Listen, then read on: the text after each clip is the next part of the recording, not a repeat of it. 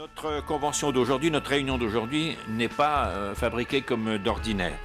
Il n'y a pas d'intervenant extérieur, il n'y a pas de thème unique, c'est plutôt une réunion qui va vous permettre de dire ce avec quoi vous êtes en accord, ce avec quoi vous êtes en désaccord et qu'est-ce que vous proposez. Au terme de 10 ans d'études et de 200 000 € payés par la nation pour former un médecin, est-il illégitime de lui demander une présence sur des territoires désertiques en termes médicaux? Je crois que ce n'est pas en restreignant les professionnels de santé que vous allez les garder en France. Moi, dans ma vallée, il y a 8 médecins qui partent à la retraite. Aucun n'est remplacé jusqu'à présent. Sur la désertification médicale, avec Claude et Hervé Morin, nous avons déposé une proposition de loi qui permet, je crois, maintenant d'apporter un certain nombre de réponses. Mais de toute façon, je pense qu'il faut dire les choses, il faudra être quelque part un peu coercitif, sinon on n'y arrivera pas. Retenez ce chiffre, 208 000 médecins en France, 105 000 généralistes, jamais il y en a eu autant, et jamais ils ont été aussi mal répartis, on ne peut pas rester ainsi. En milieu défavorisé, c'est impossible de leur apprendre l'anglais. Ça fait 6 ans que je demande à partir en formation d'anglais à l'IUFM à Rouen.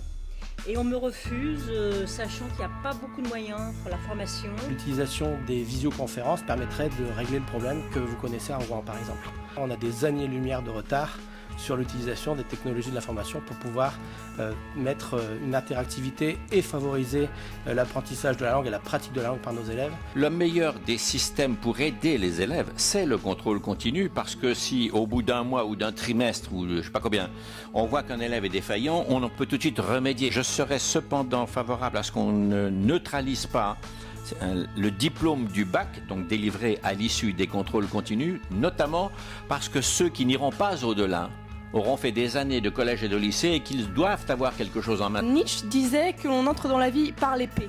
Et s'il est bien une catégorie de gens ou de jeunes justement qui ont des difficultés à s'insérer de plus en plus dans le marché du travail, ce sont les jeunes. Si on conserve notre système de stage tel qu'il est aujourd'hui employé, on a une vraie difficulté parce que c'est un vrai point de fuite, me semble-t-il, de l'emploi. C'est pas une volonté de l'entreprise plutôt que de capitaliser sur des ressources que de prendre des stagiaires qui par définition effectivement sont précaires. C'est une conséquence de la rigidité du contrat de travail tel qu'il est conçu aujourd'hui. On a une fonction publique territoriale qui est en France courtelinesque, c'est-à-dire le nombre de comités Théodule qu'on a créés, c'est absolument sensationnel. Pourquoi est-ce qu'entre les 3 fonctions publiques, une fois qu'on est dans la fonction publique territoriale ou hospitalière, aller d'une fonction publique à l'autre, c'est pas possible. On ne peut pas ne rien dire au niveau du mode de scrutin, de la parité, et pour nous c'est une question de survie. Une femme aussi, elle peut faire gagner beaucoup d'argent à une entreprise après avoir mis au monde l'enfant. Il faut arrêter de penser que c'est que les hommes qui peuvent faire gagner de l'argent dans Je suis d'accord avec toi. Ce pays quand même. Je suis d'accord avec toi sur le projet de société. Je comprends très bien l'idée, elle me convient.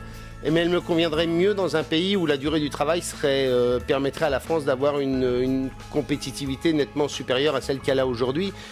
Une femme qui sera confiante dans le fait que son mari est à la maison et peut s'occuper du gamin retournera peut-être travailler plus tôt. Le problème aussi, c'est l'emploi des gens qui ont un certain âge, qui malheureusement, comme nous et moi, quand on se présente à un entretien, on a plus de 45 ans, 40 ans, on se demande à quel âge on est senior. Et c'est aussi un débat important que je voulais apporter là. Il n'est pas facile, lorsque l'on arrive à un âge plus que certain, de pouvoir rentrer à nouveau dans le monde du travail, comme le disait Madame tout à l'heure, tout simplement parce que je fais partie maintenant des très grands seniors. Même lorsqu'on décide de créer une entreprise, les banques ne veulent pas nous aider parce que pour eux aussi on est trop vieux. C'est une idée fausse que le travail se partage. En fait, c'est l'emploi qui crée l'emploi. Pour créer donc des emplois, il faut créer des employeurs. Il faut donc développer les entreprises, les aider à grandir. J'ai besoin de 80 000 € pour développer mon entreprise et ouvrir de nouveaux points de vente. J'ai 40 000 € d'apport et aujourd'hui, je trouve aucune banque qui m'aide à développer mon entreprise. Transformer ce qui est aujourd'hui la subvention en avance remboursable et de la vraie avance remboursable qu'il faut vraiment rembourser.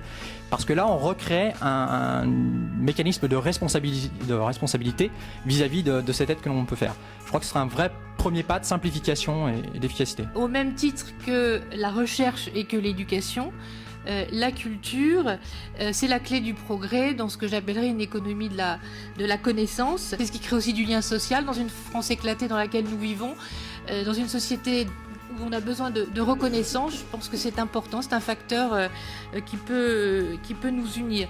Durant les mois qui viennent et dans le cadre des travaux que vous menez, vraiment je voudrais que nous inscrivions dans ces 4 mots modernité, courage ou vérité, ambition et justice. Si nous faisons un discours, si nous faisons un projet politique à partir de ces 4 mots-là, j'ai le sentiment qu'on est capable d'être entendu parce que d'un côté, vous aurez ceux qui défendront d'abord un bilan et de l'autre, vous avez ceux qui continuent à considérer que l'assistanat est le meilleur moyen de répondre aux angoisses et aux inquiétudes légitimes des Français. Eh bien nous, on aura un discours de vérité qui est moins angoissant qu'un discours de trompe-l'œil et nous aurons un discours d'ambition parce que la France a encore les moyens de sa réussite. Je vous remercie.